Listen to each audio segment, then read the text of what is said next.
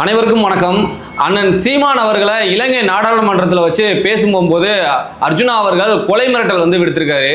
அதற்காக தமிழ்நாட்டில் இருக்கக்கூடிய இயக்கங்கள் எல்லாரும் கண்டனங்களை தெரிவிச்சுட்டு வராங்க. எந்தெந்த இயக்கங்கள் கண்டனங்கள் தெரிவிக்கிறாங்க, மற்றவர்கள்லாம் ஏன் மௌனமா இருக்காங்க அப்படிங்கிறத பற்றியும், அதே நேரத்தில் அர்ஜுனாவை யார் இயக்குறா அப்படிங்கிறத பற்றியும் இன்னைக்கு ஆனந்தன் டாக்ஸ் வலைவலியில பார்ப்போம். அரசியலில் நீங்க தலையிடலைன்னா கட்டாயம் அரசியல் உங்க வாழ்க்கையில தலையிடும். ஒரு விடயம் நான் எங்களுடைய அண்ணன் சீமான் அவர்கள் அன்றைய தினத்தில் சொல்லியிருந்தார். அவன் என்னடா என்று சொல்லி கேவலமான வார்த்தைகளை எல்லாம் கதைச்சிருந்தார். அண்ணே நல்லா நீங்க இந்தியாவில், நான் இந்தியாவுக்கு வரைக்கலன்னா ஆயுதம் கொண்டு வரையிடாது, இந்த ஆயுதம் கொண்டு வரையில இருந்தா நான் உன்னை சுற்றுப்பேன்டா. நல்ல நீ இப்போது இந்தியாவில், ஏனென்றால் இந்திய மக்கள் நல்லவர்கள். எங்களுடைய தேசியம் கதைக்கப்படுகின்ற போது உன்னை அவர்கள் தேசியம் கதைக்கிறா என்பதற்காக பார்க்கிறாடே, சுற்றுப்பட்டா நீ வந்திருந்து என்ன யாழ்ப்பாணத்தில் உன்னை வெடி வச்சிருப்பேன். ஆனா இப்போது இந்தியாவில் பாதுகாப்பாக இந்தியாவில் இருந்து கொள், திரள்நிதி வரும், வேண்டு சாப்பிடு தின் மலம் களி அப்படியே இருக்கு. இலங்கை நாடாளுமன்றத்தில் சுயேட்சை எம்பியாக இருக்கக்கூடியவர் தான் அர்ஜுனா ராமநாதன். இவர் அரசியலுக்கு ஒரு 1.5 வருஷம் தான் இருக்கும். இந்த சூழ்நிலையில இவர் என்ன பண்றாரு அப்படின்னு பாத்தீங்கன்னா, தமிழ்நாட்டுக்கு வராரு. அது வர்றதுக்கு முன்னாடி நாடாளுமன்றத்தில் கடைசியா பேசும்போது அண்ணன் விஜய் அவர்கள் ஜோசப் விஜய் எனும் நான் அப்படின்னு சொல்லி பதவி இருக்கிற அந்த நாளை அவர் கண்ணால பார்க்கணும் அப்படின்ட்டு பதிவு பண்ணிட்டு இங்க வாராப்ல. விஜய் அண்ணாவுடைய ரசிகராக இருக்கிறத அவர் பிரச்சனையே கிடையாது. ஆனா அவர் என்ன பண்றாருன்னா, அண்ணன் சீமான் அவர்களை மிக கடுமையான சொற்களால விமர்சனம் பண்ணிட்டு வராரு. ஆதாரமற்ற சில விஷயங்கள்ல பேசிட்டு வராரு. அப்படி இருக்கும்போது அவர் அங்கிருந்து திருப்பி இங்க தமிழ்நாட்டுக்கு வராரு. தமிழ்நாட்டுக்கு வந்த பிறகு தாவைக்காவினுடைய, அதாவது விஜய் அவர்களுடைய கட்சியினுடைய முக்கியமான நிர்வாகிகள், உதாரணத்துக்கு சொல்லணும் அப்படின்னா நம்ம தாவைக்காவினுடைய தேசிய செய்தி தொடர்பாளர் அவர் பெலிக்ஸ் அவர்களையும், அதே நேரத்தில் ஆதவ் அர்ஜுனா அவர்களையும், இது போன்ற இன்னும் முக்கிய ராஜ்மோகன், இது மாதிரி ஒரு சில பேர்களை அவர் சந்திச்சுட்டு வராரு. அதன் பிறகு மீடியாவில் வெளியில பேசக்கூடியவர், தமிழ்நாட்டில் ஊடகங்கள்ல அவர் எதற்காக வந்தாரோ அந்த விஷயத்தை பேசாம அதுலேயும் ஒரு வார்த்தை அண்ணன் சீமான் அவர்களை கடுமையாக விமர்சிக்கிறாரு. இந்த மாதிரி தொடர்ச்சியா செஞ்சுக்கிட்டு இருந்தாரு. அதன் பிறகு இன எழுச்சி நாள் உங்களுக்கு தெரியும், மே 18ஆம் தேதி நடக்கும். அதற்கு முன்னாடி என்ன பண்றாருன்னா, அண்ணன் திருமாவளவன் அவர்களுடைய அந்த நிகழ்வுல அவர் கலந்துக்கிட்டு அங்கே உரையாற்றும் கூடிய நேரத்தில் முதற்கொண்டு அவர் என்ன சொல்றாரு, இந்த மாதிரி அண்ணன் சீமான் அவர்கள் தப்பானவர்னு அங்கேயும் பதிவு பண்றாரு. அதன் பிறகு அங்கிருந்து கிளம்பி அவர் இலங்கைக்கு போயிட்டு இலங்கையில வச்சு அவர் என்ன பதிவு பண்றாருன்னு கேட்டீங்க அப்படின்னா, அவர் இலங்கை நாடாளுமன்றத்தில் அண்ணன் சீமான் அவர்களுக்கு நான் இந்தியா போகும்போது எனக்கு துப்பாக்கி எடுத்துட்டு போறதுக்கு வாய்ப்பு இருந்துச்சு அப்படின்னா அவர் நான் சுற்றுப்பேன், அது வாய்ப்பு இல்லாத காரணத்தினால அவர் யாழ்ப்பாணம் அவர் சீமான் அவர்களை நான் சுற்றுவேன் அப்படிங்கிறத பதிவு பண்றாரு. இப்ப நமக்கு என்ன இந்த இடத்துல முரண்படுறோம் அப்படின்னு கேட்டீங்கன்னா, இங்க இருந்து அவர் கிளம்பி இங்க ஏற்கனவே ராஜபக்சேவோட குடும்பத்தினுடைய ஒரு நட்பு ரீதியில பழகக்கூடியவர் இவர்.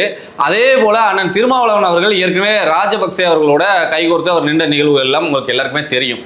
அப்படி இருக்கும்போது யாரோட அழைப்புல அவர் தமிழ்நாட்டுக்கு வந்தாரு, எதற்காக தமிழ்நாட்டுக்கு வந்தாரு அப்படிங்கிறது தான் நம்மளுடைய கேள்வி.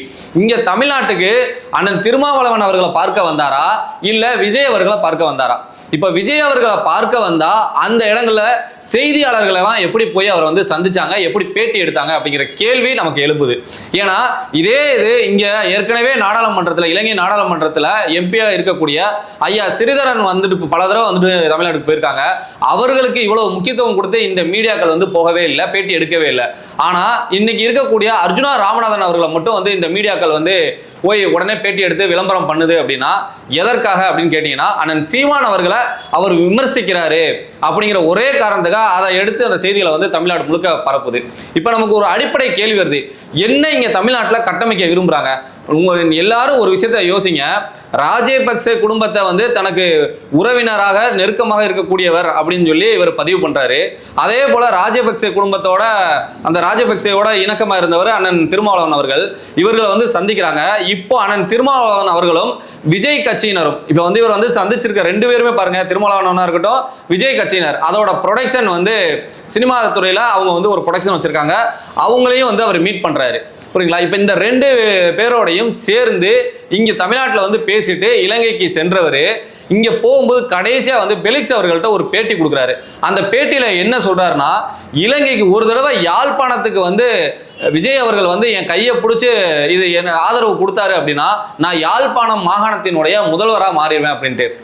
அப்படிங்கிற பதிவு பண்றாரு. இப்போ இவர் முதல்வர் ஆகுறதுக்காக வந்தாங்களா இல்ல இன்னொரு கருணா போல வந்து இவர் ஆகணும் இவர் செயல்படுறாரா அப்படிங்கிற கேள்விதான் நமக்குள்ள எழும்பிக்கிட்டு இருக்கு. இந்த விஷயங்கள் எல்லாத்தையும் கவனிச்சுக்கிட்டு இருந்த நம்மளுடைய இங்க இருக்கக்கூடிய தமிழ் தேசிய உணர்வாளர்கள் எல்லாரும் என்ன பண்றாங்க அப்படின்னா, இவர் வந்தாரு, பேசினாரு, அண்ணன் சீமான் அவர்கள் விமர்சிச்சாரு, திருப்பி போனது வரைக்கும் யாருமே வந்து எந்த பதிவும் பண்ணல.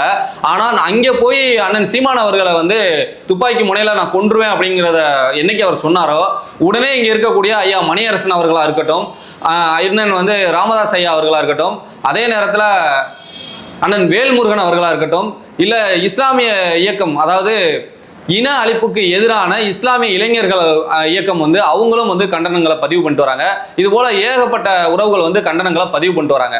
அவங்க என்ன கண்டனங்கள் அந்த பதிவுல வந்து அவங்க பதிவு பண்றாங்க அப்படின்னா, 2009 அந்த படுகொலைக்கு பிறகு அண்ணன் சீமான் அவர்கள் தான் தமிழ்நாட்டில் வந்து தலைவர் பிரபாகரன் அவர்களையும் இல்ல அந்த இன அழிப்பு சம்பந்தமாக எந்த நிகழ்வுகளையும் இங்க முன்னெடுக்க முடியாத ஒரு இறுக்கமான சூழ்நிலை இருந்துச்சு. அந்த இடத்துல சீமான் அவர்களும் நாம் தமிழர் கட்சி தம்பிமார்களும் தான் வந்து எடுத்து பட்டி தொட்டி எங்கும் கொண்டு போய் தலைவர் அவர்களையும் அந்த நிகழ்வுகளையும் வந்து ஒருங்கிணைச்சாங்க. அப்படிப்பட்ட ஒரு மகத்தான வேலையை செஞ்சவங்க வந்து நாம் தமிழர் கட்சியினர். அவர்களையும் இந்த இன அழிப்பை பத்தி தமிழ்நாடு முழுக்க வந்து பேசினவங்களும் நாம் தமிழர் கட்சியினர் தான். இப்படிப்பட்ட ஒருத்தரை வந்து அங்க இருக்கக்கூடிய ஈழ தமிழராக தமிழ் உணர்வாளராக இருக்கக்கூடிய எங்களை வந்து பாதிக்கிற அளவுக்கு அவர் பேசுறாரு. ரெண்டு பேரும், அதாவது இலங்கையில தமிழர்களா இருந்தாலும் சரி, தமிழ்நாட்டில் தமிழர்களா இருந்தாலும் சரி, ரெண்டு பேருக்கும் ஒரு ஒற்றுமை இருந்துச்சு. ஒரு அங்கே போர் நடக்கும்போது இங்க இருந்து உதவி செஞ்சவங்க, இங்க இருந்து சப்போர்ட்கள் செஞ்சாங்க. இது எல்லாமே இருக்கும் போது இன்னைக்கு வந்து இவர் பேசுறது ரெண்டு பேருக்கும் இடையே வந்து ஒரு முரணான ஒரு கருத்து முரண்களை உருவாக்கும் விதமாக வந்து இவர் பேசிட்டு இருக்காரு. இதற்காக ஈழத்து உறவுகள் எல்லாரும் அவரை கண்டிக்கணும். பொதுவெளியில வந்து அவர் மன்னிப்பு கேட்கணும், பகிரங்கமா மன்னிப்பு கேட்டு அவருடைய வார்த்தைகளை வந்து திரும்ப பெறணும் அப்படின்ட்டு இருக்கக்கூடிய இயக்கங்கள் எல்லாரும் கண்டனம் தெரிவிச்சுட்டு வராங்க.